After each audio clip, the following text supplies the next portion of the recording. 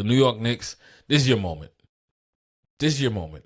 And as nauseating as that fan base is going to be, it'll be well deserved. I know what it's like being starving for a championship.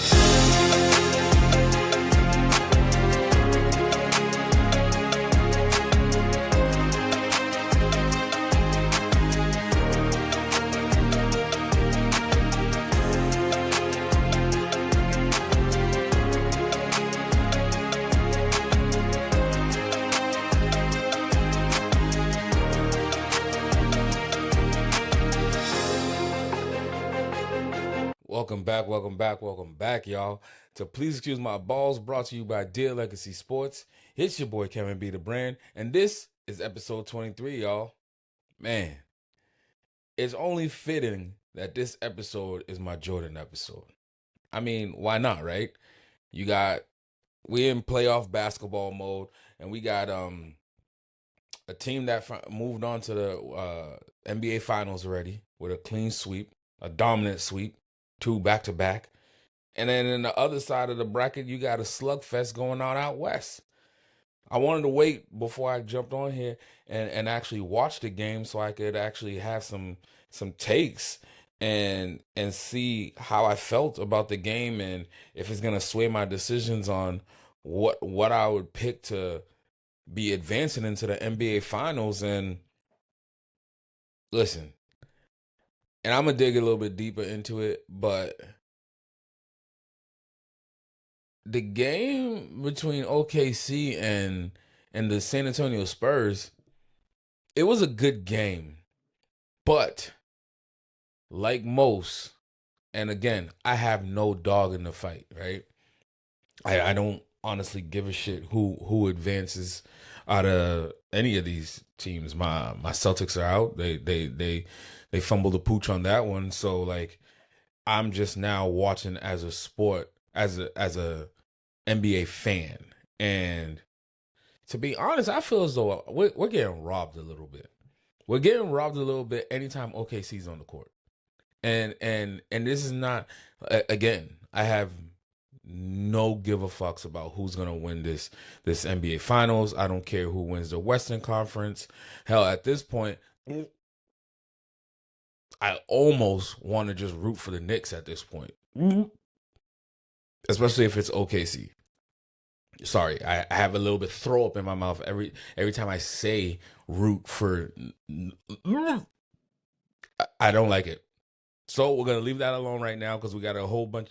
We got a show to get through, and honestly, with this being my Jordan episode, also, it's time. Oh, by the way, we in the final. We almost done with the new studio in the house or whatever the case may be, and B Man Studios is coming along, guys. It's I got the setup a whole lot better.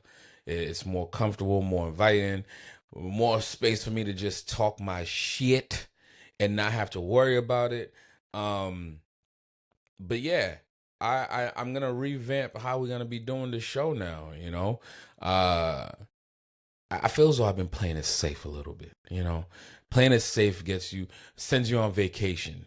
Sends you on vacation early because you're not playing to win the game. You're not going all out, right? And for me, my line is, I said what I said and I meant it. So I need to start saying what I say and letting y'all know what the hell I mean behind it, right? I feel as though I haven't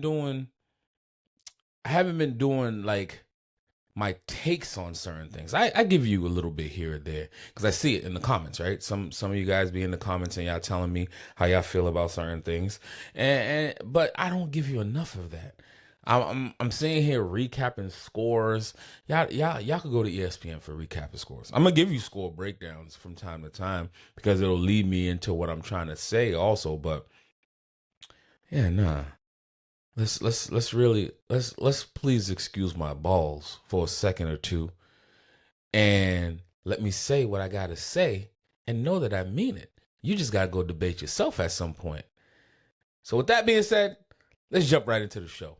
We're going to go right into the kickoff, y'all. This is where we cover all the headlines going across the world of sports.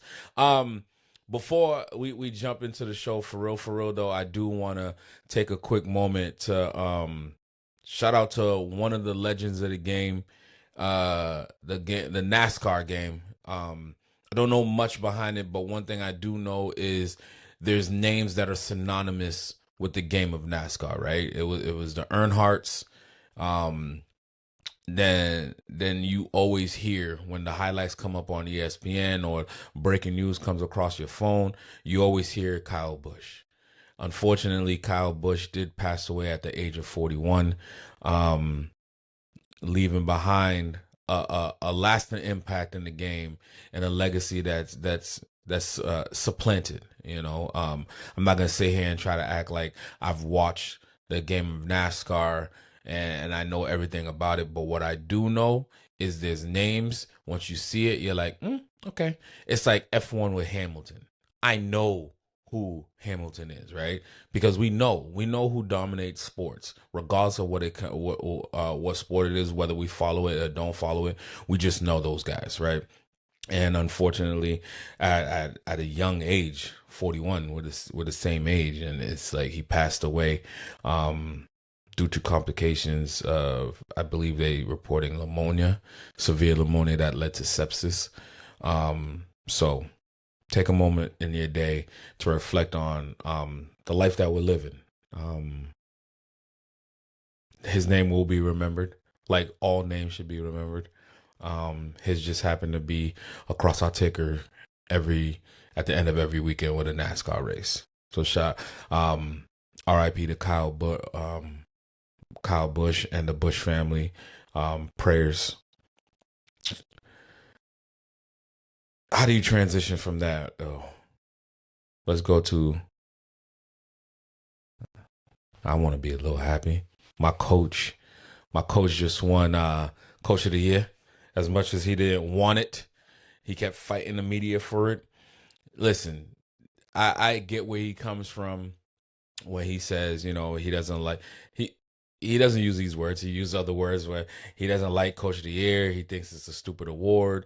It should be about the staff, and I get all that. But at the end of the day, somebody's the face of that staff, and you winning that award is a reflection of your staff. So Joe, accept the award, my guy.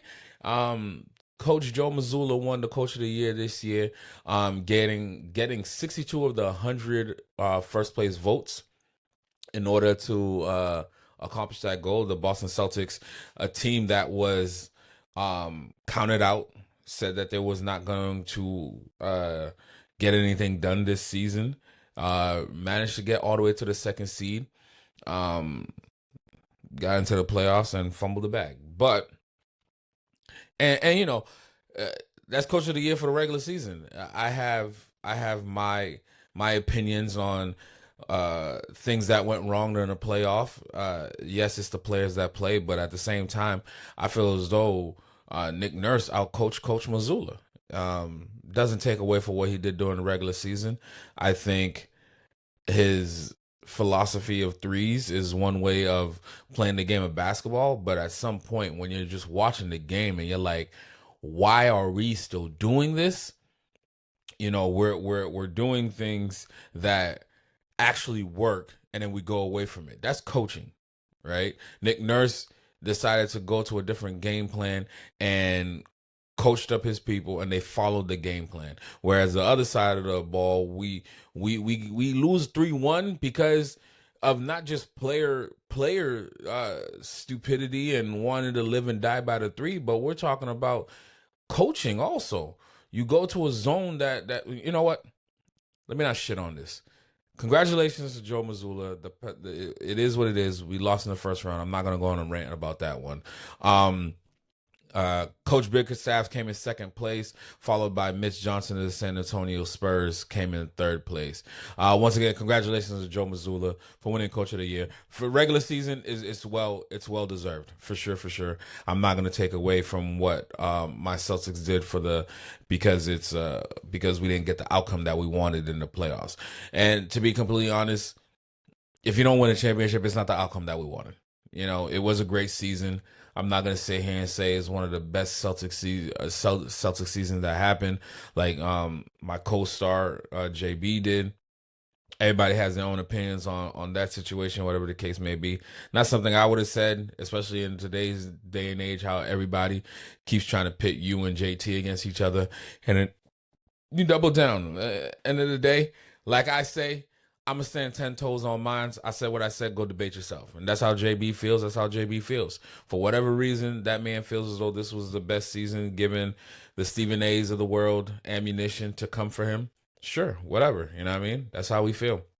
Speaking of people doubling down on certain situations, Becky Hammond doubles down on her take on Jalen Brunson after the New York Knicks advanced to the finals. You know, people gonna pull up the receipts, and somebody must have asked Becky Hammond along the way. You know, we're in the midst of WNBA season, and I'm pretty sure during her post game interviews, somebody probably brought it up, and she doubled down and was like, "Listen, she's standing 10 toes. She said what she said, and she meant it.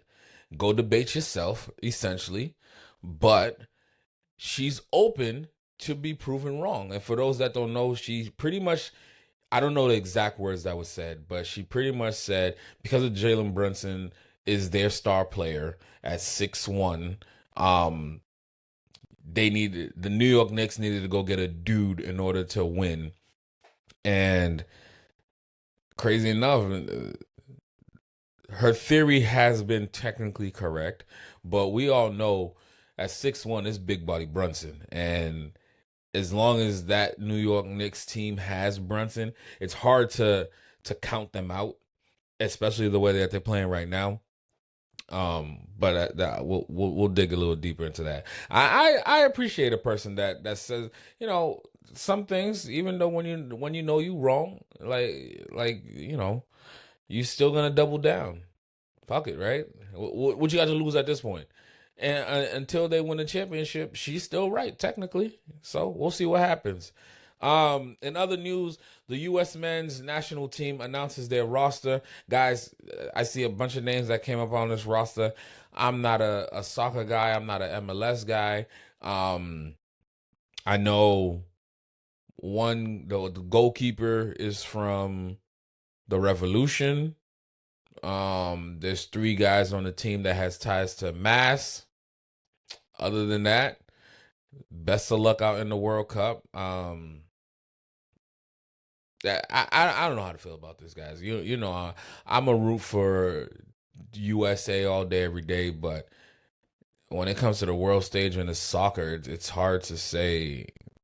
It's not the women's national team. The women's national team, you're like, damn, let's lock in. The men's national team, they'll probably make a nice little run. Maybe this is a different year. We'll see. But June 11th, the World Cup kicks off. It's so perfect. It's like a nice little transition because if the NBA finals go all the way through game 7, you're talking about a week overlap where you're not missing out on sports, right? The NBA finals, if it goes to 7 games, it's going to end, the game 7 will be June 16th. So at that point, there'll be a champion crown, whether it'll be a repeat champion or for the 8th year in a row, a new champion. I know for those that are in that New York region or San Antonio region, they're hoping that it's a new champion. If you reside in Oklahoma and you a fan of the Thunder, then you're hoping for a repeat champion for the first time in 7 seasons. But I love it though. You know, I am appreciative for everything not overlapping with each other because before, like I just got into not just got to over the past couple of years.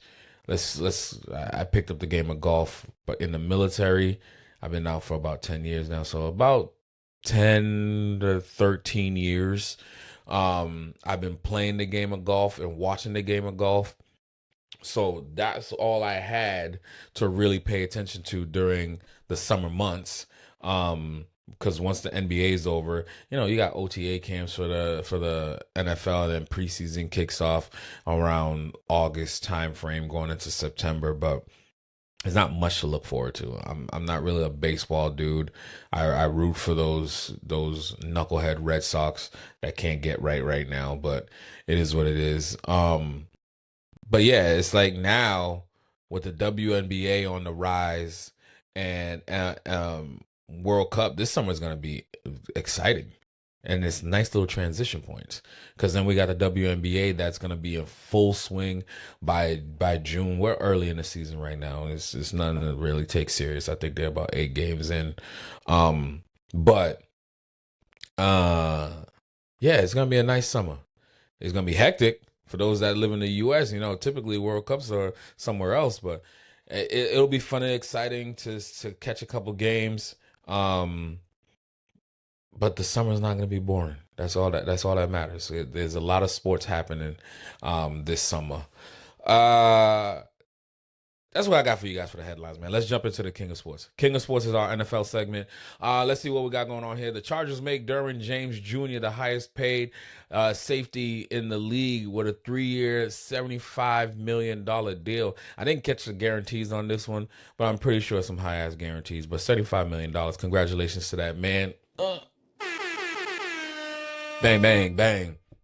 New England Patriots. You better go sign Gonzo because yesterday's price ain't tomorrow's price, and it seems like the price is going up. When you see numbers like this, when it came across my screen, I was like, "Oh, damn, that's pretty dope." And I was like, "Oh, fuck, the Patriots still ain't signed Christian Gonzalez yet." So every defensive back that's getting paid is only making our price go up higher. Yes, two separate positions, but let's be completely honest. And the years of body of work that Derwin James has put in, yeah, $75 million over 3. So, Gonzo's looking at what, 125 ish, 120. But we'll see what happens. But we need to pull that trigger and lock that young talent up here in New England.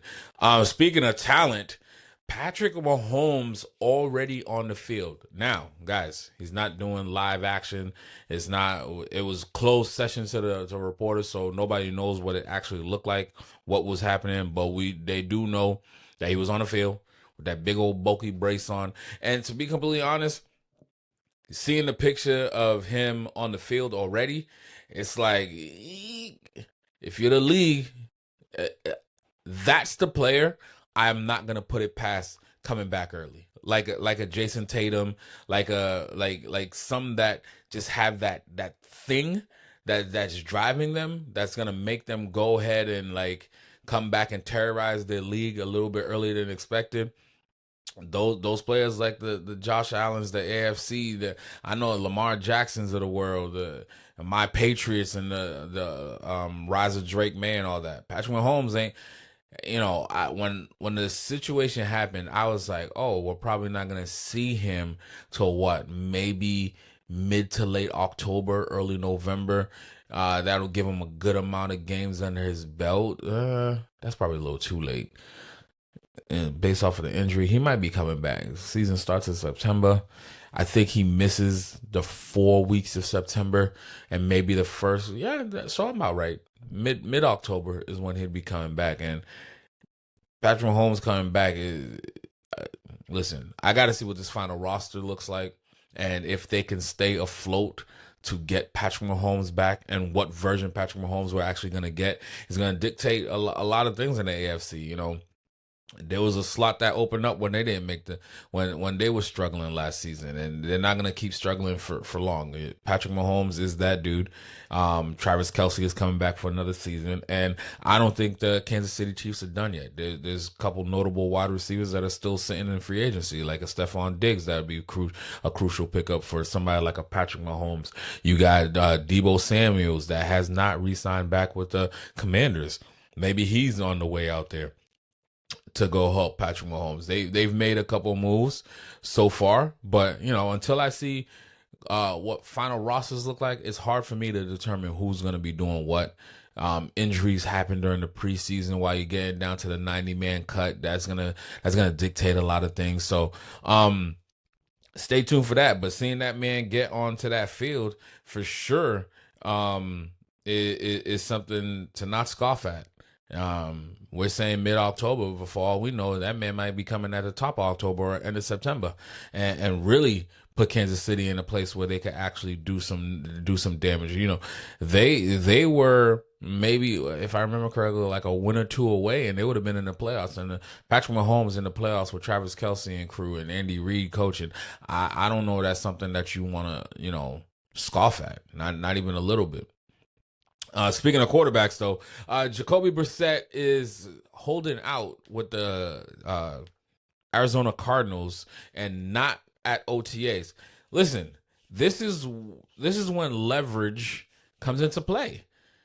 Arizona Cardinals does not have a true starting quarterback. They have a bridge quarterback and Jacoby Brissett, and if I'm not mistaken, I think they got Minshew on the roster as well.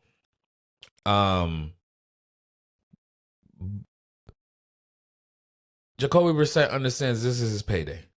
This is his moment to go ahead and grab him a nice little payday, get a pay bump, because Arizona does not have a quarterback. They just drafted the 4th overall Love from out of Notre Dame, and they still don't. What they have, 2 first-round picks in the first round, and you took Love. I think they went back and later grabbed a quarterback, but it's comical to me when teams put themselves in situations where a career backup is holding your program up right now. He's pretty much daring you on some like, hey, either you give me the deal that I want, or you roll the dice with whatever is left on your roster. You already lost Kyle Murray out of here. You have new coaches, new systems, and all that shit. You need me here to get the job done, so pay me. Well, that's the situation you're in right now, Arizona, and there's no other big name notable quarterbacks that you're gonna be bringing in at this point. I mean, it's still early, but like, I don't see it. Pay that man his money. You know what I mean? Like, it is what it is. You put yourself in this situation.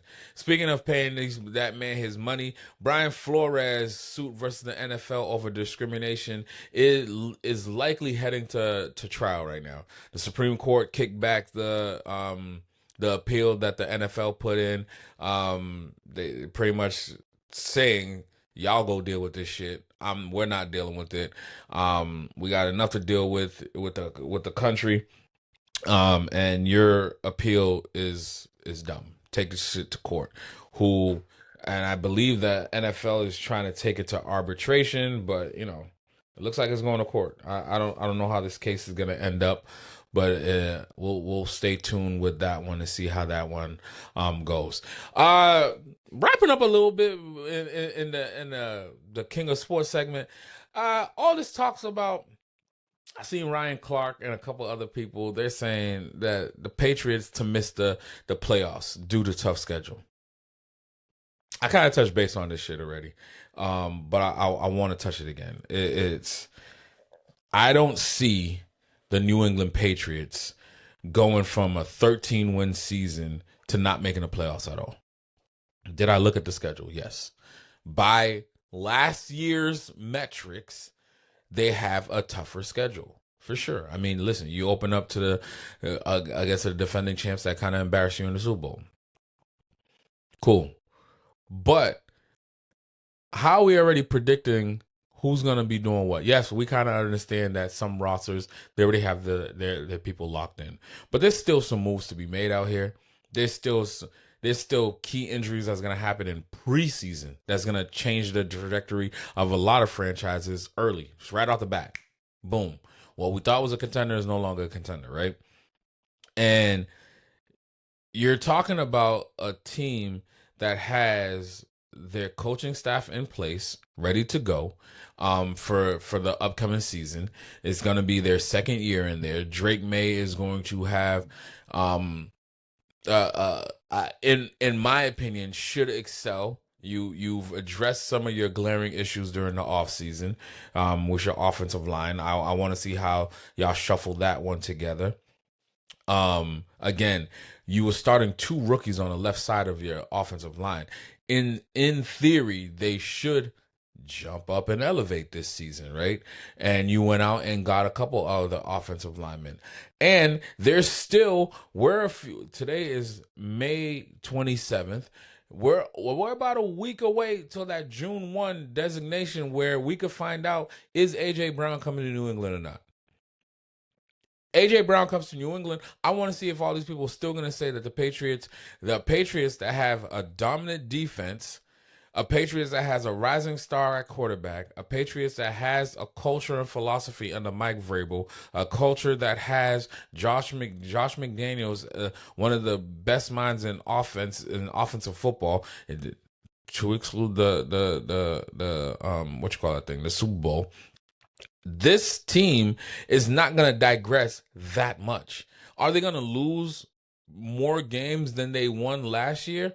Probably, maybe. I don't know. Let's wait till these final rosters come, because I bet you a bunch of y'all, we get AJ Brown and then fuck around and go sign Stephon Diggs to a team friendly deal, which he is not opposed to coming back to New England.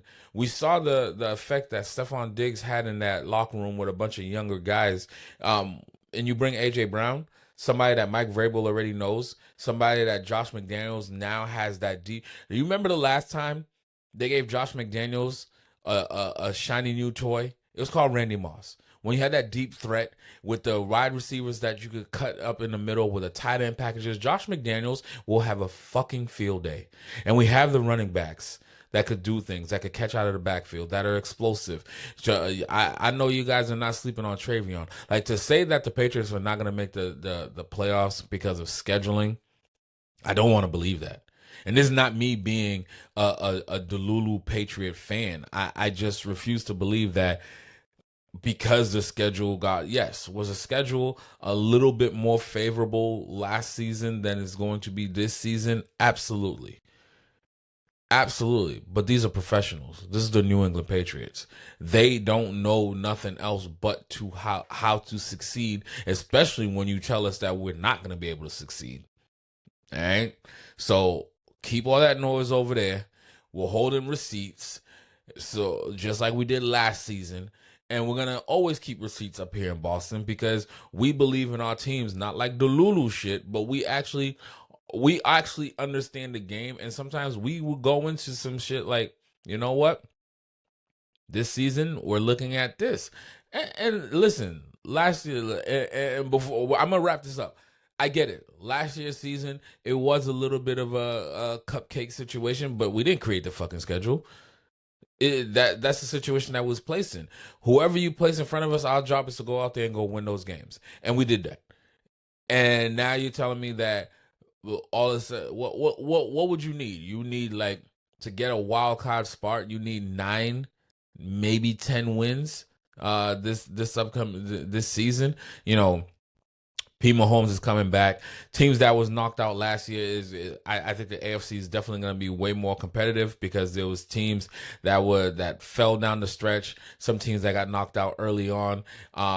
But at the same time, I still think that the Patriots can make just enough to get into the play, a wild card at least. And not to mention, in our division alone, it's a 2-man race. So if we take the division, we're in the playoffs right there. Split with Buffalo and take care of the rest.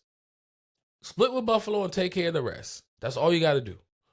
And you're in the playoffs. So to say that the Patriots are not going to be in the playoffs is wild crazy to me at this point. But in any event, moving on. Let's jump right into the hunt real quick, guys. I haven't been talking about these people on these in this side of town of Boston, because there's not much to fucking talk about. We sat here and fired our manager. That was the problem. When I see somebody fire somebody in the middle of the season, you're saying that's the problem. Okay, that was a problem. I think when you fired him, it was what was 4 games below 500, I believe, give or take. What's changed besides going in the opposite direction? We're now 9 games into 500. Our injury report starting to look like a starting fucking lineup. I just don't understand. Like, first and foremost, this all comes down to a ownership group that refuses to actually pay money. You're handcuffing your GM, your general managers. You got general managers that are creating teams based off of fucking analytics. So please explain to me, how do you think you're going to be competitive against the likes of the New York Yankees in your own goddamn division, the Tampa Bay Rays in your goddamn division? Hell, you're even looking up at the Baltimore Orioles. All right? We're not even talking about the rest of the we're not even talking about the rest of the Eastern Conference, or let alone going out west. You can't even compete in your division, and you're trying to tell me it was the manager that was fumbling the bag. So who's fumbling the bag now? Now, granted, Story getting injured and some key injuries, pitching staff is not the way that it's supposed to be. But at the end of the day, the teams that are winning, they go out and spend the fucking money. We refuse to spend the money and then want this, and we want great results. Don't let what happened last year fool you. And I think that's what it is. Sometimes we operate off a fool's goal, and that's fool's goal to think that you actually are a competitive team. You're not a competitive team, not the way that you're constructed right now. And I haven't even been paying attention. I can honestly say and know that we are not a competitive team. We was not even a real competitive team last year. We was just scrappy. And the reason why you were scrappy is because of the manager. The manager kept you competitive. He spoke life into some of those players that you trade away some of our best players that we were like the Kyle Schwartz. God dang it. You know what I'm talking about. Kyle, that's out there just bombing home runs right now. That was here. All these players that are doing great things on other teams, what you think they automatically figured it out? No, they were fucking great here. But instead of paying them, you don't want to pay them, and you watch them walk out the goddamn door and be successful in other places. But yet we wonder why we're not fucking really competitive. I'm done. Moving on. We won't be on the lines at this point. Beyond the Lines is where we cover the game of golf and tennis and sometimes other sports. We'll probably Beyond the Lines, we're gonna be on the pitch this summer when we're talking about the FIFA World Cup. But this week, what we got going on? Wyndham Clark wins the CJ Cup, Byron Nelson by 3 strokes. Pause. Great to see Wyndham Clark back in the winners circle. One thing about the game of golf, man, especially when you got people like the Scotty Schefters in the world, and then you got Brooksy coming back, it's hard. Jordan Spieth played well as well this year. We haven't heard that name in a while. Being competitive, golf is going in the right direction, especially when you got young stars coming in from out of nowhere, like a Blades Brown, who earns his exception for the remainder of the season after finishing 14th. The boy just graduated high school in January, guys. Graduated high school in January, and he's actually competing on the PGA Tour. He's not just there for shits and giggles and, oh, look at this amateur, he has such a bright future. No, he has a bright future. Seen the kid play only one round. I caught a couple highlights of his. I think he can be a young star in the making. Listen, it's Scotty's world right now. It's always going to be Scotty's world as long as Scotty's competing. You got Rory playing at his best right now. Especially, I feel as though Rory always plays his best when it's Ryder Cup year. I think like that fuels him, that juices him, it gives him something to work towards. And shout out to Rory. But yeah, you could be nice all you want during this Ryder Cup, but it's Team USA. We need to redeem ourselves from the last Ryder Cup. Jim Furyk and Keegan Bradley was just named the assistant captains for the Ryder Cup, giving the skipper Brent Seneca, now the past two team captains for the on his leadership team. Listen, captains, assistant captains, all that good jazz. We could kind of see what the top of the roster is looking like. They just need to go and fill out the rest of this roster. Um, but we got to put a competitive team out there this year against the Ryder Cup. The Europeans, they uh they have a squad. They have a squad that's playing, that's in the prime of their careers, and even those that are not even competitive during the regular week. You put that team format in front of them, they thrive. They're able to be successful, and I think when you look at it, we're gonna need the best of the best Americans. We're gonna need our captains to do the matchups right, putting people in the right positions, uh, head to head matchups. Who we're gonna put up against certain people, because that European team, man, they're a dangerous team led by Rory, obviously. But you got the likes of Shane Lowry that will end up playing amazing. Osberg will play amazing. Like, they have the talent where it's like, fuck, are we gonna be able to bring this one back home? But I'm not gonna count out the U.S. team. I think we got a lot of great players, but Scotty can't do it by himself, right? Colin's gonna have to fucking step it up. There's gonna be a lot of American players, and again, I want to see how they round out the rest of the Ryder Cup team to see if there's gonna be a fighting chance here. So we'll see what happens this season. At the end of the season, when we go play for the Ryder Cup, LIV Golf is looking to. These fools are looking for $250 million, saying that it will be profitable in 2 years, even though you were saying it was going to be 10 years for you to be profitable not too long ago. But now apparently you could be 2 years if some sucker will give you $250 million to keep supporting this thing. You're also looking to keep supporting this league and getting you out of bankruptcy, because right now that's the direction that you're heading in. They're looking for some type of investor to come in. They're also looking to be moving their headquarters over to the U.S., where it's more favorable bankruptcy laws in the event that they do have to go into bankruptcy.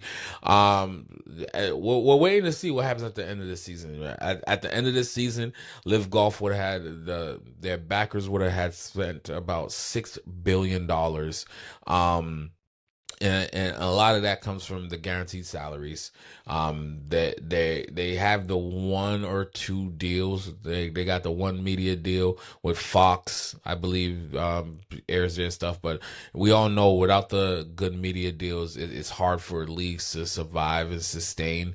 We're looking at that's happening right now in the WNBA. They have a better product, and now they're getting the media right deals, and those are the things that actually push your league forward, right? Um, you hearing like players like John Rahm, who went out there and saying, he has 3 more years left on his contract and he does not see a way out. Bryson DeChambeau is also been, he's been said that, if LIV does fold, and based off of the penalties and sanctions that the PGA is going to put onto him, he'd rather just play in the tournaments that the people want him, that the people want him to play in. And by the people, it's like the tournament folks, right? Not us, the people, the fans. It's those who want him to be there, and it's not gonna sanction him and levy him for leaving PGA and going to LIV Golf. He said he'll focus on his YouTube channel. Listen, I think Bryson and most that left for LIV Golf, I'm never gonna be somebody to tell somebody don't go get the bag to secure your future. Like Rory, I'm a purist of games. Um, I like the game of golf. Doesn't needs to be revamped. Doesn't need to bring some more excitement, especially when you're talking about growing the game. For sure, right? And that's why LIV Golf was so successful. And it wasn't just about the money. Let me not say it's not just about the money. It is just about the money. And I've been a advocate about this. The way that the PGA has a setup right now is Every week I show up to go to work, and if my first 2 days of work don't go according to plan, I'm not getting paid. My team's not getting paid. My staff's not getting paid. My managers, my flights, my fee, my entry fees, all this shit that I have to spend out of pocket, I'm not getting paid that week. Then to just get my ass on a fucking plane to get to the next tournament and hope to God that I can make it to Saturday. I just don't. Can you imagine the NFL, the NBA, or any of these other leagues be like, yo, chill. Yeah, I exclusively own you. You play for my league. It's a privilege to play for my league. And if you happen to not make the cut, then you don't get paid this week. What? You know how many NBA fucking owners would be excited to have that type of fucking power? But it just sounds so crazy. Like NFL, NBA, NHL, Major League Baseball, MLS, all these major sporting things. It's like, and PGA, you have the same amount, the same media deals that all these other leagues are getting, also, if not better, because you have sponsorships paying the purse for them to pay the players. So it's like, why can't we guarantee players, if you miss the cut, we're going to put this pool of $1 million over here out of the $10 million purse. We'll put this aside. Those of you guys that don't make the cut, you're going to even pay across the board. We'll split this $1 million between the 76 players or 70 plus players that did not make the cut, and the other $8 million goes towards the players that actually made the cut, and they're gonna get higher salaries the same way that you break it down. First place is gonna get $1.1 million. The second place is gonna get $990,000. The third place is gonna get $800,000, and so on, so on, so on, so on, so on. Why can't we do that? I never. That is the one thing about the PGA that I'll never understand. I just don't understand. I don't understand why they won't just say, you know what, we have a problem. This is the reason why a lot of great players left our tour, is not because they're not a purist of the historical values of all shit. It's just, you're not making no money. I'm not making no money. In order to make some serious money, I have to play at the, obviously you want to be the best at your craft, but sometimes it just doesn't fall that way, right? And then now you're telling me that because I had my first 2 days were bad, and you don't know how I'm going to do on the next few days or whatever the case may be, but it is what it is. There's a cut line. I got cut. But because I got cut, that means I'm not going to get paid. A lot of those players are not making major endorsement deal money. They don't have the sponsorships that's covering the planes and the entry fees and all the other stuff. So why isn't it, when I'm looking at the PGA Tour, and every week, I think this week we're going to the Schwab, the purse is $9 million. It's like $9.9 million for the purse. Why can't we put $1 million aside every week and say that's for those that don't make the cut? It might not even need to be $1 million. It might even, because if you, I say the lowest a person can make when they make the cut, depending on the purse size, is probably around $30,000-$40,000 for that week, for that 4 days a week. So you're saying, okay, you didn't make the cut. I don't want you to leave empty-handed. So you 70 some players, I'm gonna give you guaranteed, let's call it $20,000. $20,000. By on average is about, a field is usually about 150. They take the top 70. Let's say they take the top 75. So 75 of you guys get cut. That's 1.5 million. All right, 1.5 million is set aside to guarantee that if you don't make the cut, 20K is going to your pocket. Then that means out of the 9.9 million, you now still have $8.4 million to play around with. For the other 75. Yes, those of you guys that make the cut, you're going to be taking a little bit less, but it ain't 20K. You're still at the lowest spot going to be making what now? Instead of making $40,000 for the 4 days, you're going to make like $32,000.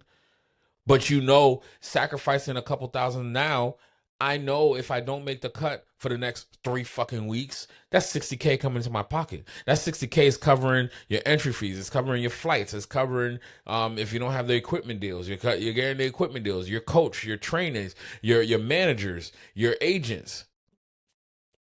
I don't know. Call me crazy. It just makes more sense for the players. I don't know why the PGA doesn't want to adopt this. I don't see how it affects their bottom line. Maybe I'm missing something. Again, I don't have their books in front of me.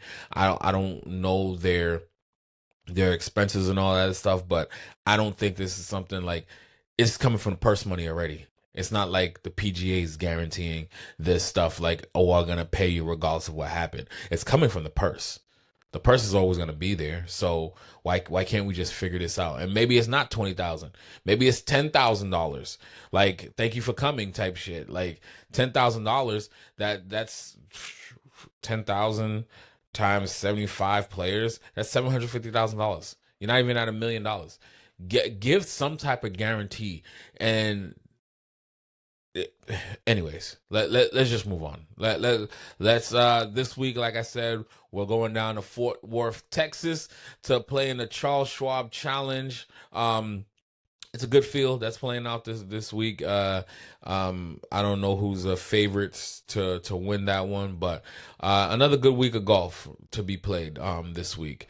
Let's jump over to the world of tennis while they're all duking it out in the French Open right now. French Open is now in the second round with some notable names still in action. Number 1, Sabalenka. Number 16, Osaka. Number 19, Keys. Number 4, Coco Gauff, who was in a minor car accident on the way to her match. Beats Taylor Townsend. No big deal. Moves on. Number 4, Coco Gauff is still playing right now. And on the men's side, you have number 1, Sinner. Number 19, Tiafoe. Number 5, Shelton. They both can't be number 5. That's weird. Yeah, got a typo there. Djokovic is also still in place and in play, and I'm probably gonna say this wrong, but Zefirnev, the number 2 Zefirnev, is still playing. It's still a deep field. We're only in the second round.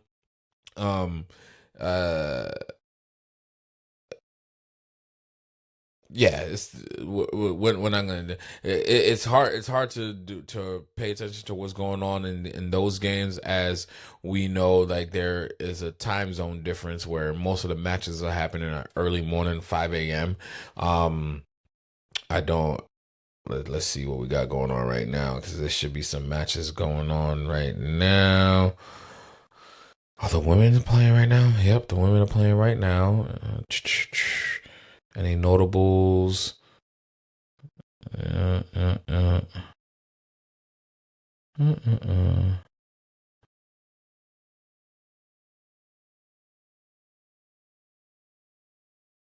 ain't gonna lie, guys. I'm just scrolling to see when Coco Gauff's playing.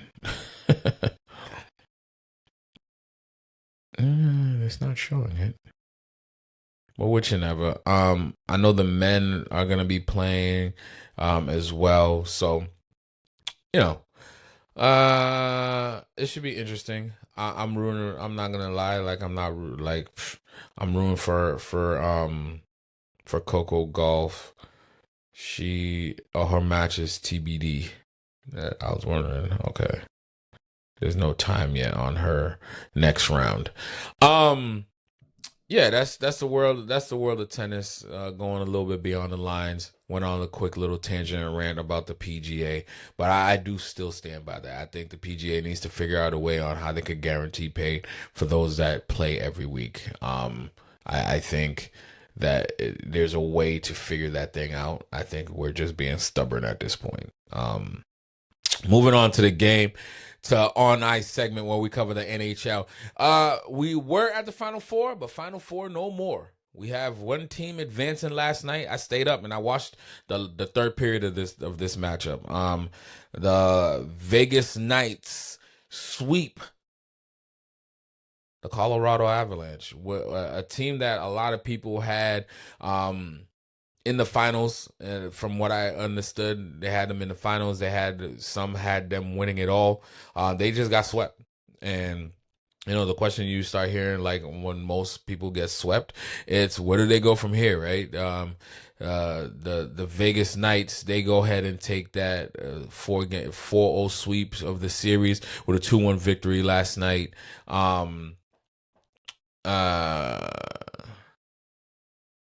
What's that say? Oh, okay, yeah, no, I already said that. Over in the East, we have the Hurricanes leading the series 2-1 over the Canadiens.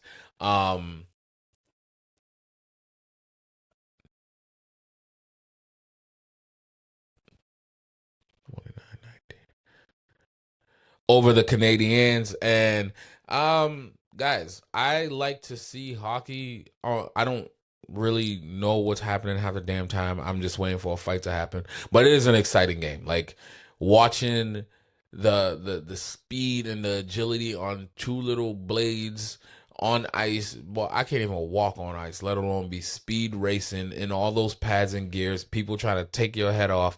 And it lives up to the hype. I was sitting here watching the third period, and I was like, "Damn, it's tight. It's a tight game, right?" And then they go to the empty net, and they trying to figure out if they could get it. And you're watching the time tick off, and it was like Golden Knights was like, "Nah, not happening. Not right here. Not right now.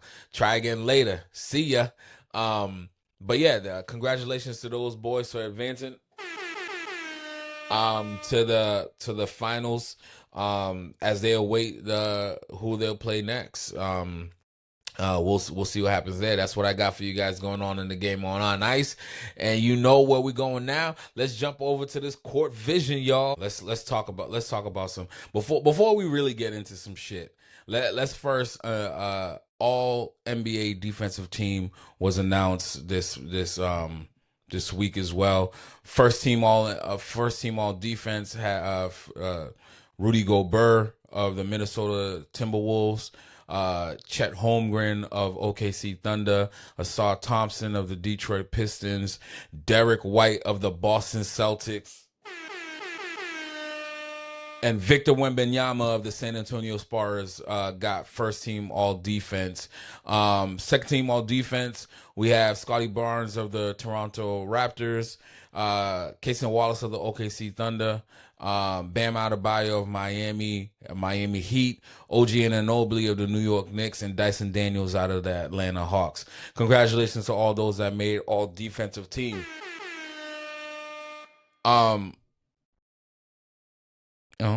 Bostonian. I don't hide it. But you trying to tell me no JB on this list? That's crazy to me. Shout out to Derek White for making all this. One of the best shot blocking guards that's in the game right now, who times his defense perfectly. Perfect steals, blocks. He could run you down like he's 6'10". He's a smart defensive player without having to do antics. He knows when to take the charges at the right time, and it's always a timing thing with Derek White, even on his offensive side of the game as well. It's always like that crucial three lands at the right time when the team needs it, right? But I was a little bit surprised to see that Jaylen Brown didn't make all defensive team. And then people's always going to say, well, who are you going to take off? I could take Scotty Barnes off.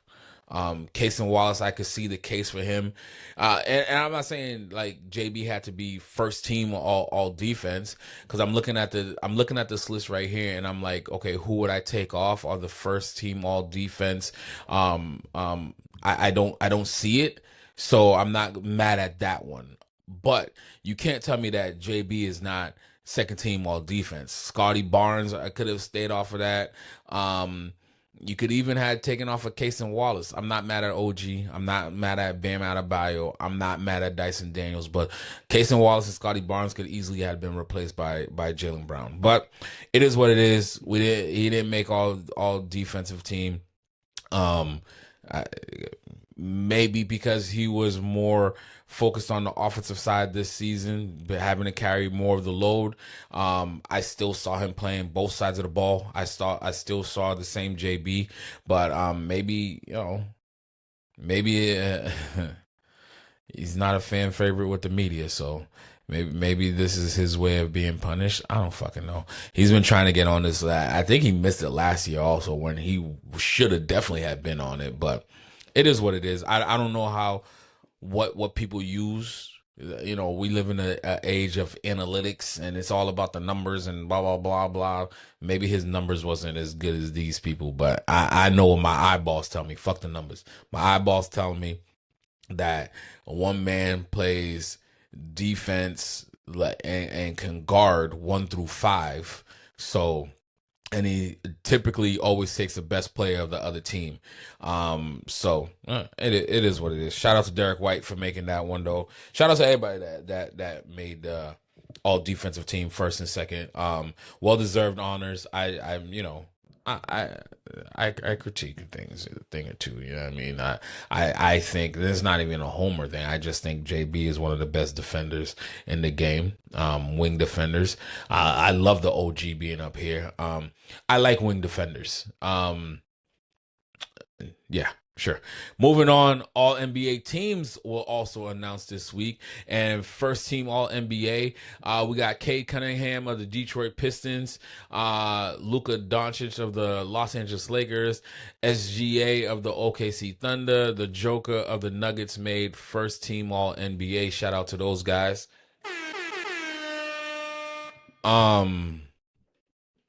Let me just keep rolling on. Second team all NBA.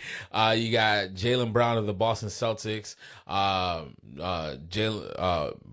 Brunson of the New York Knicks, Kevin Durant of the Houston Rockets, Kawhi Leonard of the Los Angeles Clippers, and Donovan Mitchell of the Cleveland Cavaliers, with a third team rounding out with Tyrese Maxey of the 76ers, Jamal Murray of the Nuggets, Jalen Johnson of the Atlanta Hawks, Jalen Duren of the Detroit Pistons, and Chet Holmgren of the OKC Thunder. Shout out to everybody that just made all NBA. Not mad at all these options here. Looking at first team, Cade, Luka, SGA, Joker. Yeah, you can't really be mad at that. Am I missing somebody? Somebody's missing from that first team. Uh-oh. Maybe I'm tripping. Let's see what we got going on here. While I pull this up, I do want to.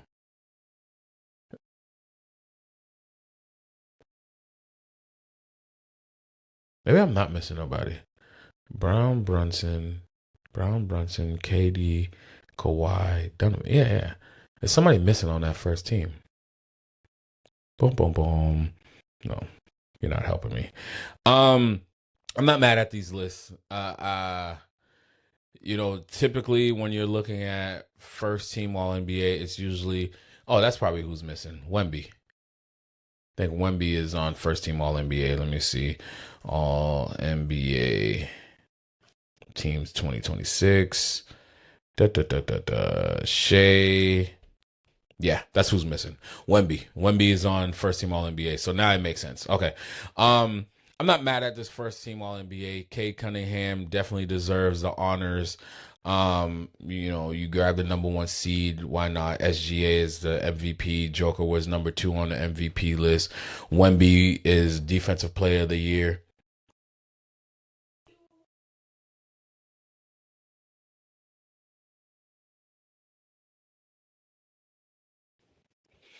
Yeah, so I'm really not upset at these all NBA teams. I like that Tyrese Maxey made an all NBA team for sure. I like that.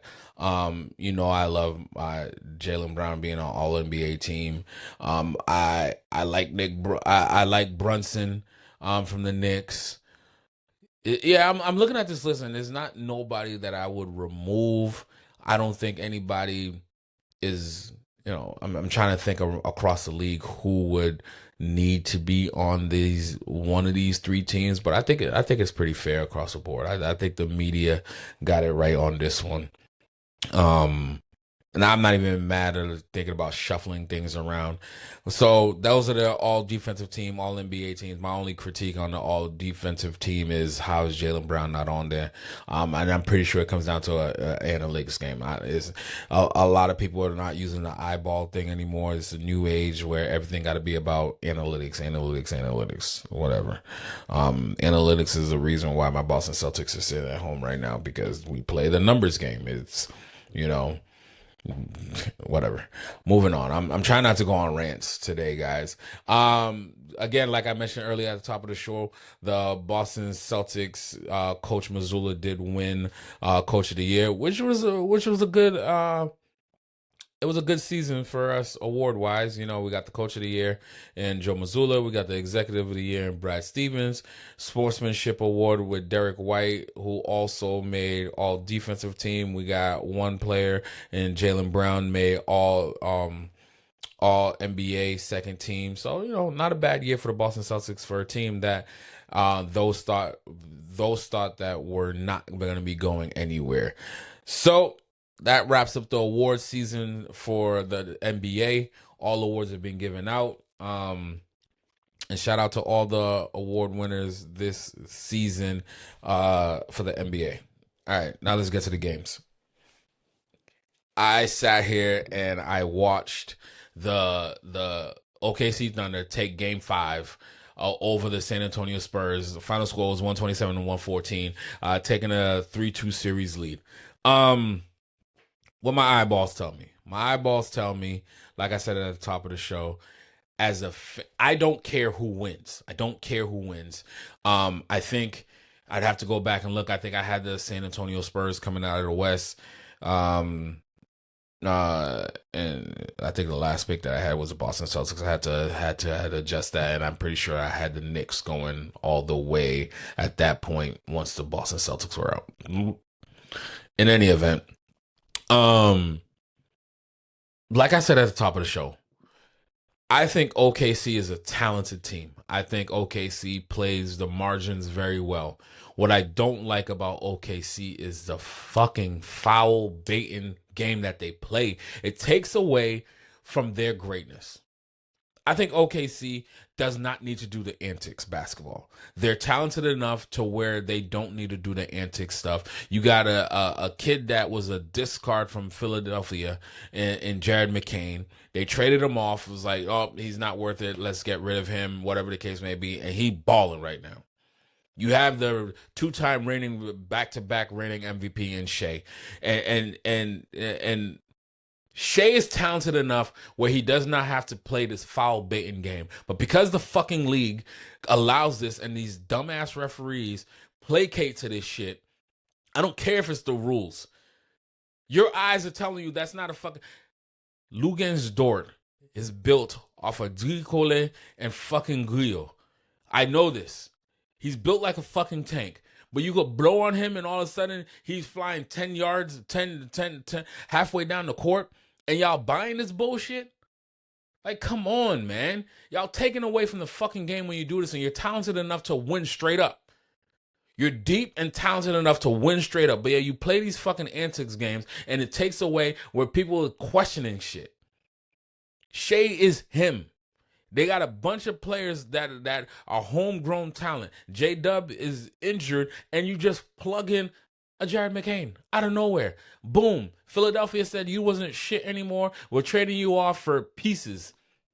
And you are now starting and playing a vital role in taking a key Game 5 to take a 3-2 lead with you having home court advantage. I'm assuming that you're not going to do like my Boston Celtics and just shit the fucking bed. You just need one more game.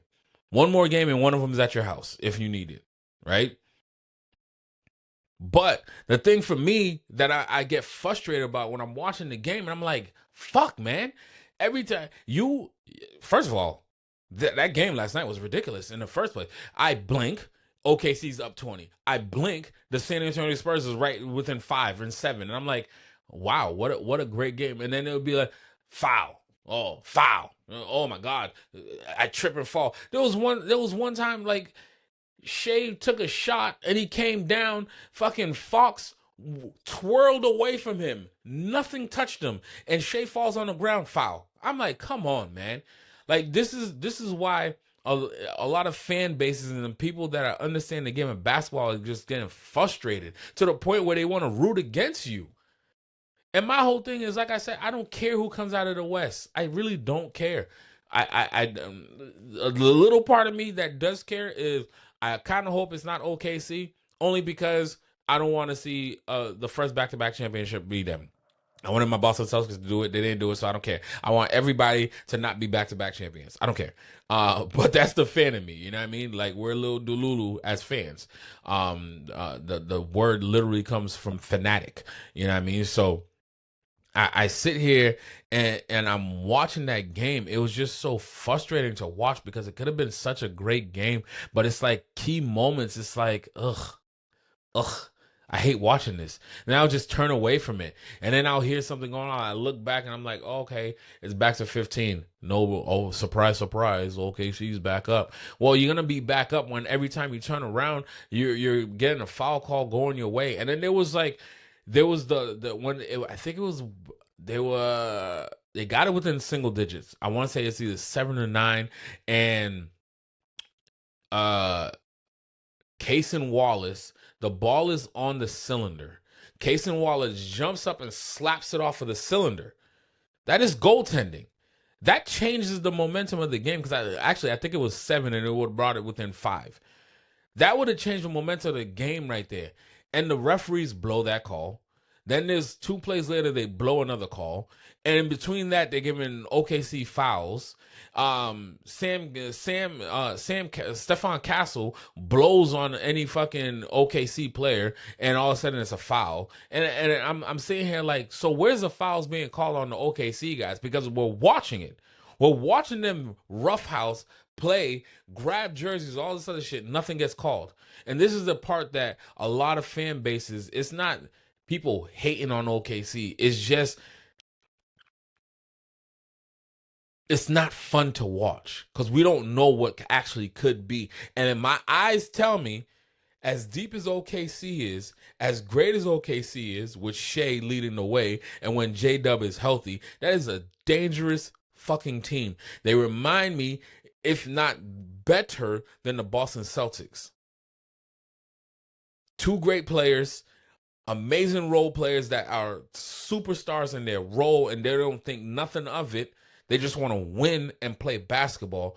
Play the fucking game the way it's supposed to be played. And the league has to do something. The league has to do something. Like, it's taken away from the game. This foul baiting game that we play, where it's like I throw my head back and all of a sudden now I'm going to the line for 2 and 1. Like, come on, man. The game was built on guys being beat up in the middle of the lane. Do I need it to go back to that? Absolutely not. But like, not everything's a fucking foul, man. Just because somebody trips over their own goddamn leg, now it's a foul. We're changing the game. We're changing the game for wrong. But whatever the case may be, OKC done took the 3-2 series lead. I know San Antonio. I think this goes to 7. I honestly think it goes to 7. If it goes to 7, it's tricky. At this point, you only got to win 1 game to go to the finals. I think OKC is going to advance to go to the finals, to face the New York Knicks. It's hard for me to believe that the San Antonio Spurs, can they do it? Absolutely. Will they be able to? Not with these ref plays. I think the referees are going to play a crucial part at the wrong moment, and San Antonio's season is going to end.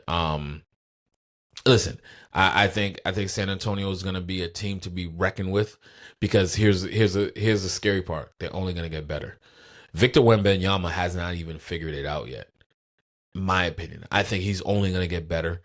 He's only going to get smarter as he sees certain things, how things are being called, and how people are playing him and all that good jazz. And you got a 7-foot, million-inch player playing with a wingspan that goes to Jesus himself in the heavens.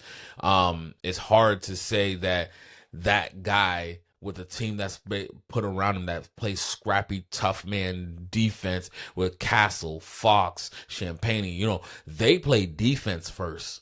That leads into their offense. Well, I'll be curious to see how long of a run they're gonna have over there, but I have OKC advancing to the finals. You have home court. I think home court still does matter. For some teams, I think OKC. Shea had a bad game. Believe it or not, it wasn't his best game, and they still managed to pull it off. Shea had. Where are you at? Shea had 24 points, 3 rebounds, 12 assists.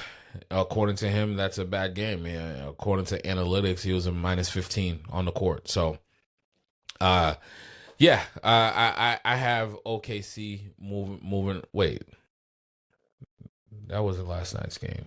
Why are you showing me this? Last night's game, Shea had. Yeah, what the fuck is he talking about? He had a bad game. 32 points in 37 minutes. 2 rebounds, 9 assists, 6 turnovers. Maybe that's what he's talking about, the turnovers. He was a +8 for the game. So I think the difference of that of yesterday's game was Hartenstein, crucial buckets when needed, and Jared McCain coming out of nowhere. And I can't say coming out of nowhere. That's a great coaching move. Great coaching move. Jared McCain showed you some in the game before when he was playing some crucial minutes, and then he comes out, he starts, gives you 20 points. In a crucial game 5. So I mean you can't go wrong with that. I think the OKC Thunder move on to go face the New York Knicks in the NBA Finals. And why I say they facing the New York Knicks in the NBA Finals, not that I'm some guru, but in case you haven't noticed and you haven't seen your timelines yet, because their fan base is going fucking ridiculous, like the nauseating fan base that they are. The New York Knicks swept the Cleveland Cavaliers and are heading to the NBA Finals after a 27-year hiatus. 99 was the last time that I was in there. The New York Knicks is riding an 11-game win streak going into the NBA Finals. You got to give credit where credit is due. They riding that they swept 2 teams.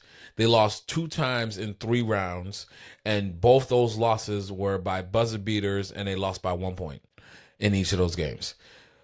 So for their combined 2 losses, they lost by a combined 2 points.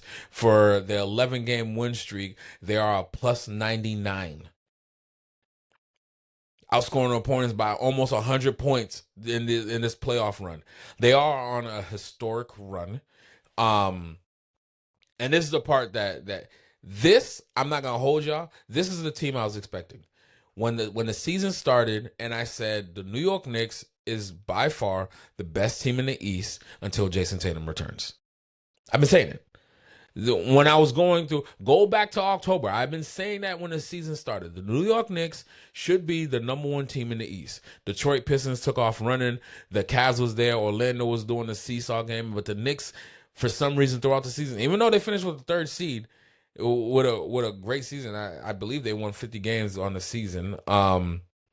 Even with all that being said, throughout the season, it was just like some just don't feel right. It seemed like they were less than what they actually really are. Yeah, they won 53 games on the season.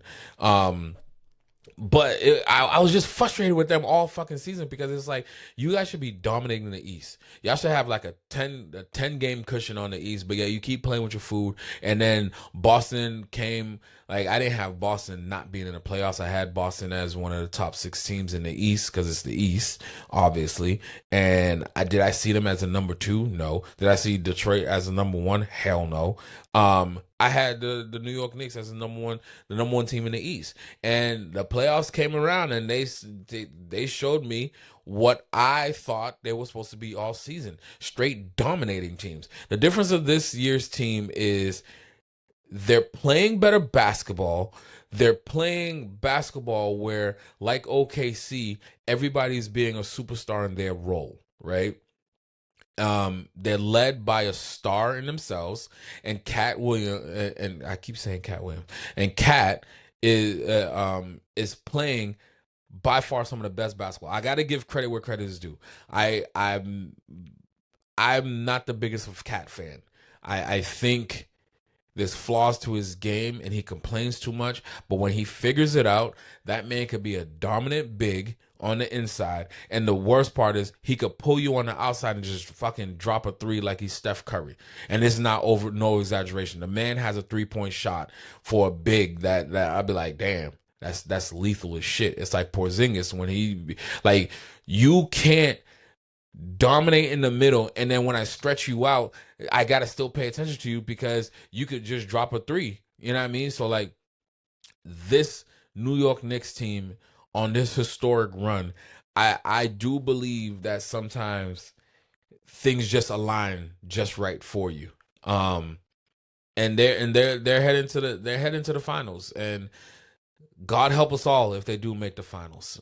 Like I said, guys, this fan base is just as delulu as the Dallas Cowboys, but they're more nauseating.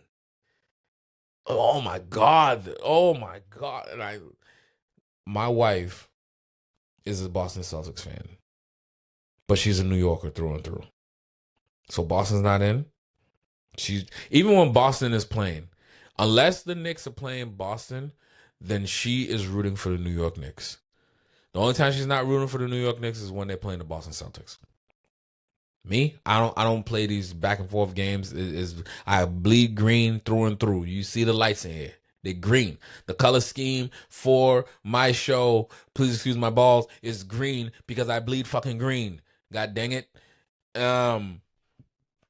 But this fan base, this nauseating fan base, can you imagine if they win the NBA championship?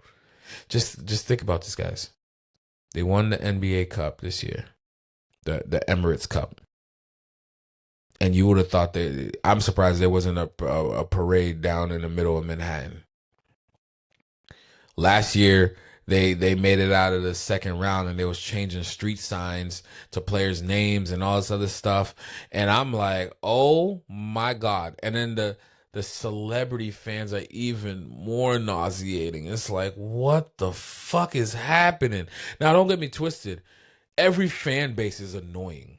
Every fan base is annoying. My Boston Celtics fan base is annoying, and they're damn rare disrespectful sometimes. When I'm sitting in the garden and I'm looking back because I'm hearing the shit. Because if I could hear it, I know the players can hear it because I'm damn near that fucking close. And I'm saying, I was like, yo, would you say that shit if y'all see these motherfuckers in the street? Because I'm telling you right now, some of the shit that these people be saying in the Boston Garden, I'd be like, oh my God, it's so embarrassing being a fan here sometimes. But we are not nauseating. Like, we understand the game. We're not gonna put our team in the finals because we're that team. Like, some might. Oh my God. Guys, I have anxiety just thinking about these people winning a NBA championship. And then for me, it's like I kind of want to root for them at the same time. All my Boston fans, I do apologize, but I got to call it how I call it. My Boston Celtics are not in the NBA Finals. And what we have is the New York Knicks on a historic run. It's going to be nauseating if they do win. For a whole year, we're going to have to deal with the New York Knicks fan base. But at the same time, I love what they're doing. I love it. They're playing great basketball, guys. They're playing team basketball. They're not foul baiting. They're playing it straight up. And there's something about a team that'll sit there and demolish anything in their sight, in their path. Now, whoever comes out of the West, I'm hearing all you people talking about being disrespectful, talking about they're going to get swept. Whoever comes out of the West against OKC or San Antonio, put a pause on that. This New York Knicks team, dare I say, is a team of destiny. They remind me of when the Boston Celtics went on their playoff run, and it was like, no matter what you put in front of them, they're going to demolish that shit, and their goal is championship. You see it. Brunson leading the way. You know what? We'll say that because I'm talking about them later on in Legacy Moment. But for every winner, there's always a loser. And golly, did they lose in such an ugly manner. The Cleveland Cavaliers. Y'all too busy worrying about where the New York Knicks fans are going to be sitting and not worried about the fucking problem you had on the goddamn court. Okay? Your coach just came out and said some crazy bullshit. If Joe Mazzulla ever came out and said some stupid shit like this, y'all would be all over him. All over him.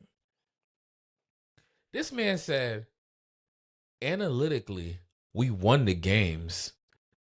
2 out of the 3 games we won. I sat down, I looked at this man. Bro, game 1, you had a 22-point lead going into the 4th quarter. You blow that shit and lose the game. Your season ended right there. The New York Knicks took your soul that night and never gave it back. And I don't think they even want to give it back to you for next season also. I think you're going to be their punching dummy for next season. Because you're going to be their punching dummy. You're going to be the East's punching dummy also. Because just don't get it twisted. Y'all made it to the Eastern Conference Finals barely. Right? And then you're going to tell me the guy that said that analytically we won 2 out of the 3 games. What the fuck are we talking about right now? This is what I'm talking about with this numbers bullshit that we talk about. Analytics. Like, and my Boston Celtics, they got a problem with analytics also. You know, that's why they live and die by the 3, literally. Because we believe that if we hit 40% of our threes, then we'll win the game. Which is true. They've proven it to be right at the same time, right? And I don't want to go on too much of a rant because there's a couple other things that I do want to touch base on. But the Cleveland Cavaliers said that they're bringing back the coach that said that they won analytically 2 out of the 3 games. You fucking lost. Trying to find a silver lining in losing a 22-point lead. Listen, there was no silver lining last year when I lost to the Knicks by 25, then lost a 20-point lead, then lost another 20-point lead back to back. They handed it to us, and they took that series from us. Whether Jason Tatum got hurt or not, it was hard to believe that if there was going to be a team to do it, it could have been that Boston Celtics team to come back from that deficit. I mean, we've seen it before where we went down 3-1 against Miami a few years back, and we forced it to a game 7, but then we lost Jason Tatum. It is what it is. Losses are losses. You got your soul snatched from you on game 1. Game 2 and 3 especially, you fucking quit. Your team quit. Had no life in them whatsoever. Game 4 showed up, and you got mollywopped. It looked like, and Brian Scalabrine said this the other day, it looked like a team that was just practicing different scenarios in a real life game. Hey, let's work on our fast break. Hey, let's work on our zone defense. Hey, let's work on this. Hey, let's work on that. And they got to do whatever the fuck they wanted to do. They was literally getting ready for the NBA Finals for whoever comes out of that. Let's test out a few things. That's what the Cleveland Cavaliers were there for in the Eastern Conference Finals. And you're bringing back that coach. James Harden did not play well at all this playoffs. And y'all know I'm a James Harden fan. Did not play well at all. Dennis Schroeder being injured, would it have changed a lot? Probably not, but I feel like a sneeze is coming. Would it have changed a lot? Probably not, but it would have been a defense. It would have been defensively something that would have changed, right? And then you got the question about what are you going to do with Donovan Mitchell? Because for me, Cleveland Cavaliers 2 years in a row, and this has been said about them, and I agree with it. Y'all got punked, y'all got bullied, and y'all got slapped. They put belt to ass last year in the first round, this year in the Eastern Conference Finals. I don't care if you made it all the way out there because Detroit should have knocked your asses out. Fucking who else did you play along the way? I don't even remember the other one. Like you Game 7, and then you make it to the Eastern Conference Final to get swept. Some will say, oh, it's because of tired and fatigue. Most series are going about 5-6 games anyways. You allowed it to go to 7 games. It is what it is. This team has to figure something out, and something's going to have to give. And honestly, it's going to start with those two bigs. Those two bigs, they look like deers in headlight. Both Mobley, this up and down. You wait for him to become the player he's not it. He's not it. He might fit somewhere else for somebody for another team, but this team in particular, it's not working. Jared Allen, he's not an offensive threat. Nobody's gonna take him that serious, and is he the best rebounder that's out there? Kenny Atkins would know because he's all about the analytics, so maybe he'll be able to tell us something about that. But this Cleveland Cavaliers team, something drastic has to change. But they already told us that they're bringing back. They plan on signing James Harden to a long-term deal. They're bringing back Kenny Atkins, and we'll wait to see if they sign Donovan to an extension. He says that he wants to stay in Cleveland. He loves Cleveland, whatever the case may be. Cleveland, you know what your saving grace is going to be? Go ahead and get that 42-year-old by the time he comes back next season. Go get LeBron James. Bring him back home because that's your only hope. That's your only hope at this point. Because this team that you have right now, if LeBron James was in the middle of this team right here, you're not getting swept by the New York Knicks. Do you win? Do you win the series? I don't think you go to back-to-back 7-game series with a LeBron James on this team as constructed. Do you still lose to the Knicks? I think the Knicks is a team of destiny right now. I think they're poised, and dare I say, I'm gonna leave you right there. Let's move on because the Cleveland Cavaliers just it was an embarrassment watching that game. And they are who we thought they were going to be for the season. To be completely honest, the Knicks are who I thought they was going to be. The Cleveland Cavaliers are who I thought they was going to be. I got a little bit excited when they brought James Harden in because I feel as though James Harden, when he gets traded to another team, he gives you that little bump. And then you go out and get a Keon Ellis and a Dennis Schroeder that's going to be coming off of your bench. I do like Strus's shooting prowess. Like, I like the team, but I never really believed in that team. If that makes sense. And they proved to me who I thought that was going to be. So it is what it is. Moving on. I don't have time for this shit. I need to talk about my Boston Celtics real quick. It seems that Giannis is being tied to the Boston Celtics heavy. Listen, I was asked this question yesterday. What do I think about the Giannis coming to Boston? I like it. But only, and I emphasize this, but only if the J brothers are still intact.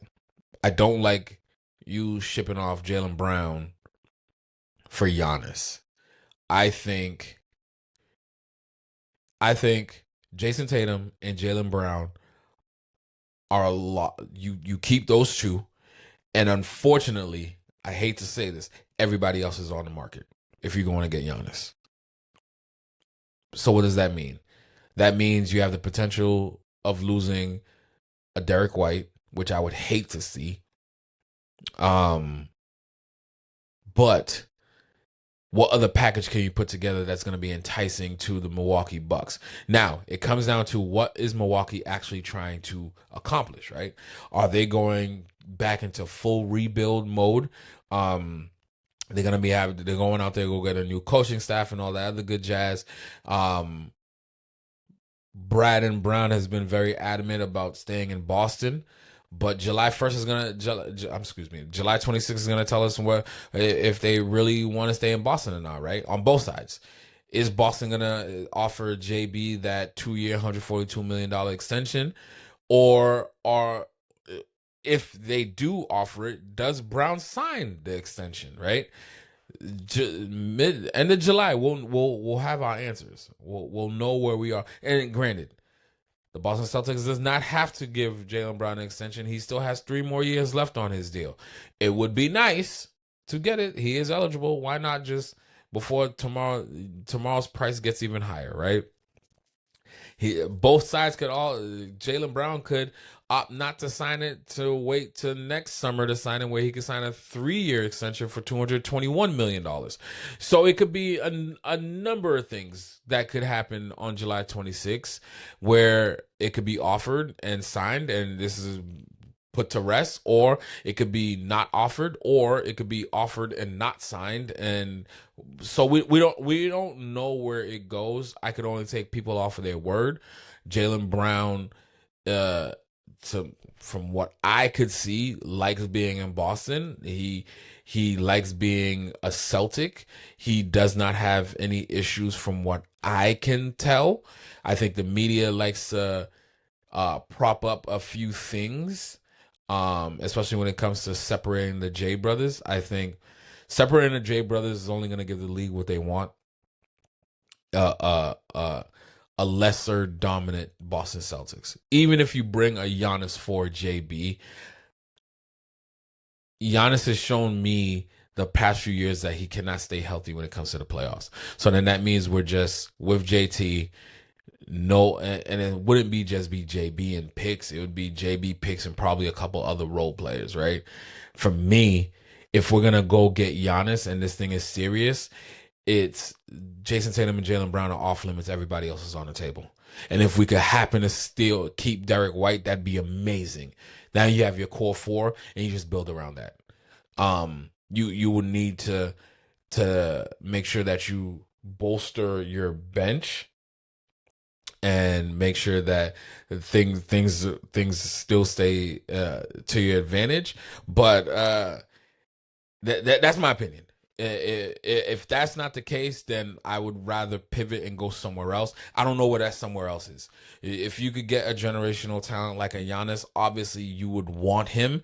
You talking about rim protection, you're talking about a rebounder, you're talking about somebody who could actually hold his own offensively, who's gonna go downhill to the rack when the threes are not falling. But then it's also it kind of goes away from our philosophy that Joe Mazzulla likes to play, is we live and die by the three. Now, if we go and get Giannis, now we're saying that, okay, cool. We're thinking and we're acting like a good organization, that we're like, you know what? The New York Knicks ain't going nowhere, for one. The East is not as weak as people thought it was. Now, granted, we just saw Cleveland implode and all that other shit, but there are teams that are out there. I think Orlando should be better with a new voice in the building. Halliburton will be coming back next year. So what Indiana can do, they lost some key players also while they was trying to get a high pick this year. So there's a lot to be seen, but for me, if we could get Giannis without getting rid of Jaylen Brown, I'm happy. I'm ecstatic. I'm gonna be one of those Delulu nauseating fans, like, bitch, we're going to the NBA motherfucking finals. Because now at this point, I know we're not gonna live and die by the three. We're gonna go downhill. We have somebody that could protect the rim, that could go get rebounds. No disrespect to Cato or whatever. He had a great fucking season. But at the end of the day, we wasn't getting those second chance opportunities when it came to rebounds. Especially when we're living and dying by the three. We need somebody that's gonna be in there to clean it up and just fucking be able to yam it right back in. You talking about a Jason Tatum and Jaylen Brown with Giannis in a pick and roll situation? Jesus fucking Christ. Just thinking about it is you're talking about three players that could, in their sleep, give you 30 and play both sides of the ball and are great rebounders and are facilitators. Because we watched Giannis play the point forward this past year for the Milwaukee Bucks. So we're talking about three players that could start the offense, play the defense, be a rim protector, play defense 1 through 5. Well, not necessarily Giannis. I don't think Giannis could play defense on a 1. But if somebody can transition to that, it would be a Giannis. So I'm not mad about getting Giannis. I just don't want to give up Jaylen Brown to get a Giannis. Now, everybody else, you're up for grabs. Now, if Milwaukee, they're in a rebuild mode situation where they want to go out there and and go young. Shit, we got the young talent. I hate to see these kind of scrappy guys go, but a Jordan Walsh, a Brian Shireman, the young center that we have the picks. We have packages that we could put together, but it's all about what Milwaukee is trying to do. Is it picks and young players, or is it picks and trying to pry away a star player? If that's the case, then no. I would package a deal around a Sam Hauser type. Sam Hauser, as much as your shooting is amazing, when it's off, you are a liability on this team because you can't play defense, and the teams start hunting for you. I don't want to see a player like a Payton Pritchard go. Now, yeah, me where I sit right now, so we can wrap this up. To go get Giannis, I'm all for it. Just not good for Jaylen Brown. If we keep the J brothers, everybody else up for grabs. Sell the farm. I don't care. We'll figure it out from there. Because you have Jaylen Brown, Jason Tatum, and Giannis Antetokounmpo. That. Oh my God! You talk about big three. That just gets stupid. I don't want to get too excited because I don't think it's something that can happen or will happen. So I'm just gonna keep it pushing from there. We already talked about the July 26th, how crucial that date is going to be for the Boston Celtics organization when it comes to Jaylen Brown. Speaking of other things that we want to keep an eye on is where will the King play next year? You know what I mean? Like, he is officially a free agent the moment the Lakers got knocked out. He said he was going to get with his family to discuss options if retirement's on the player. Guys, stop fucking playing with me. LeBron James is not going to retire and not get a farewell tour. We will all know when LeBron James is leaving the game. And I don't think it's anytime soon. I think he signs a 2-year or 2-in-1 deal with his next team that he goes to. Obviously, Cleveland Cavaliers is one of the notable destinations that feels and seems right at this stage of his career. You know, going to LA was a business move, and it's, you know, the businesses are doing what needs to be done. If he wants to stay in California, I don't see it being with the Lakers, or maybe it could be. He can run it back with the Lakers and Luka and all them, and see what that could be with a healthy run, right?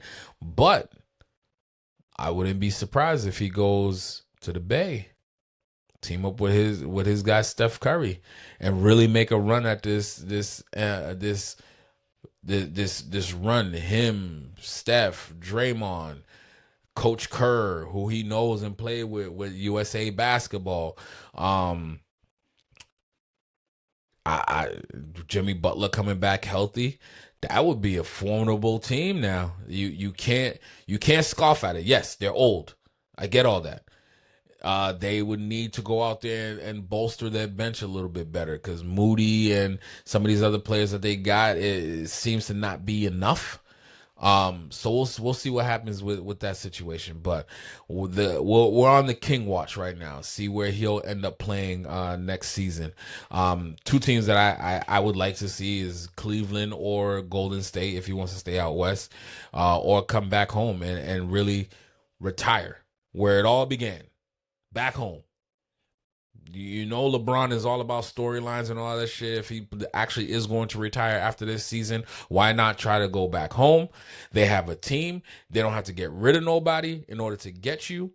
And you, Donovan Mitchell, James Harden, one of those bigs still sticking around. I think maybe you would be able to unlock something out of a Mobley, and you could probably ship a Jared Allen out and go get a little bit more assets to bolster the bench. I'm not mad at that. I'm not mad at you on Golden State. You, Steph Curry, Draymond Green, Jimmy Butler coming back. That's a dangerous team that you're talking about right now. Is Kristaps Porzingis still on that team also? So that's somebody you could be bringing off the bench as well. Like, that's crazy to me. So we'll keep watching on the King Watch.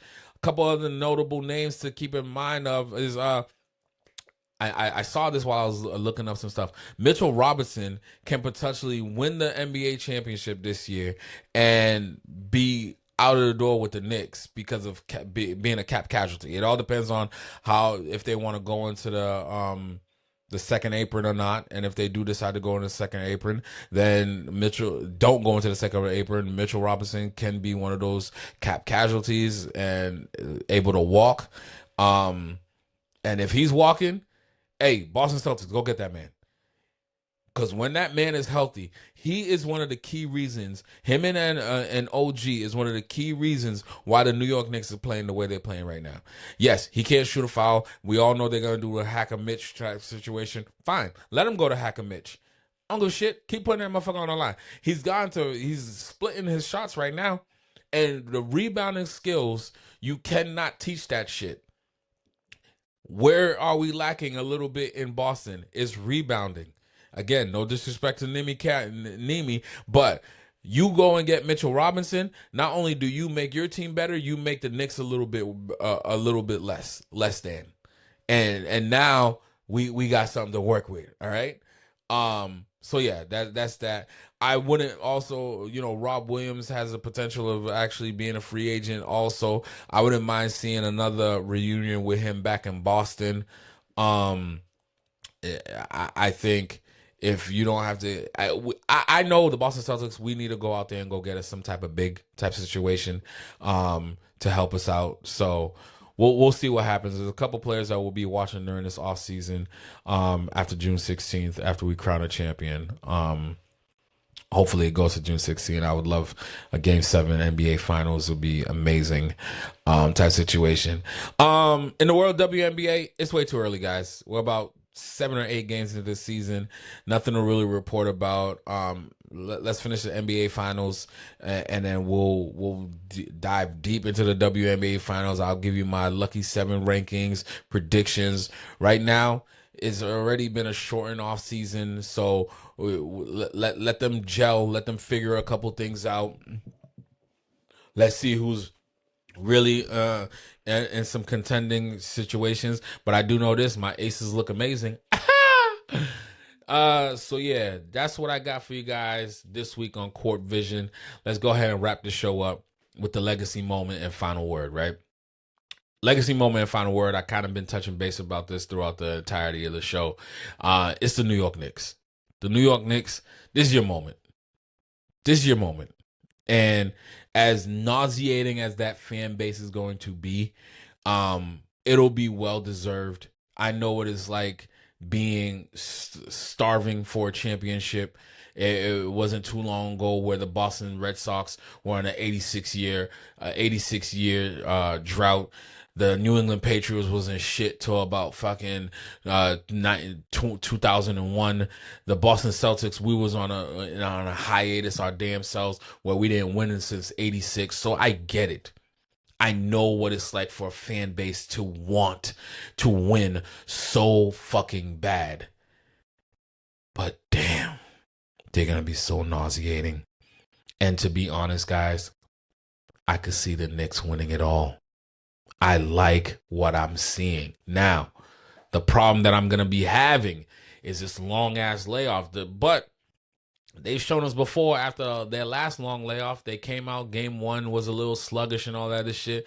But this New York Knicks team, you better bludgeon them to death by like 30, 40 points in order to put them away. Because 2025 ain't shit to them. And it ain't like a situation where they're playing with their food. They sometimes they just come out a little bit slow. And by halftime, Mike Brown makes some adjustments. He moves some players around. You got Alvarado coming off of the bench. That's gonna spark some defensive steals. That's gonna lead to some leak outs and all that shit. All I know is, as much as it pains me, and I throw up a little bit to say this, the New York Knicks could win the NBA Finals. Should win the championship. I think. All these people keep telling me, oh, they want to play the San Antonio Spurs. I'm like, why don't they want to play the OKC Thunder? J-Dub has been battling a hamstring injury all season. Even if he comes back for that series, he's not going to be the same J-Dub. And if he tries to be the same J-Dub like this past series, the last thing you want to do is him to tweak it or do something worse that's going to affect next season. OKC is deep enough to where they could withstand that body blow, and it's just more got to be on Shea's back. But you're the 2-time reigning MVP, back to back.